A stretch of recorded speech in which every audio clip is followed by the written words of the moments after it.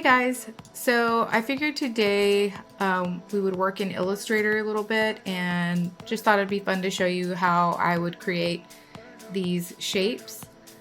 So let's start with the moon. I would use the ellipse tool, and so I'm holding down shift so you can have that perfect circle, and then I'm going to copy Command C, Command V and paste it. I'm going to bring this circle down holding shift just a little bit, and then just sit that inside. Let's see, probably make that a little bit bigger. Okay, now I'm going to select all of that, get my shape builder tool. I'm going to hold Option and just subtract that out of there.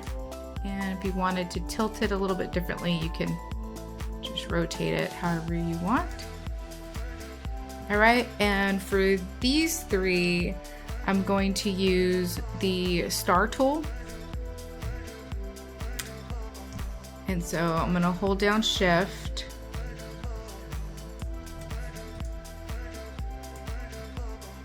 All right, so I have my star, and then I'm going to bring in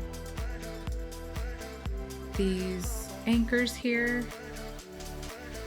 This anchor here, that sounded weird saying it like that.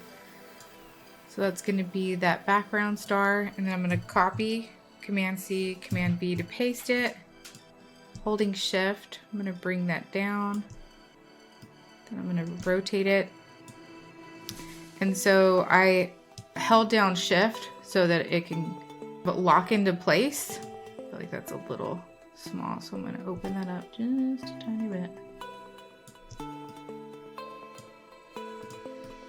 And then you can select all of these and just make sure it's centered with your alignment here. All right, from here, I'm going to grab my Pathfinder tool. There's the Pathfinder, and then I'm going to unite it. So now that's one shape. For this one, the starburst, you're gonna grab the star again. And then you're gonna open that up and hitting the up arrow. You can add as many if you go up, or as less arms, I guess you could call those. Let's say about right there. That one's done. And then for this shape here, again, you're gonna get the star. I'm gonna bring it down. Now I'm gonna hold shift. Okay.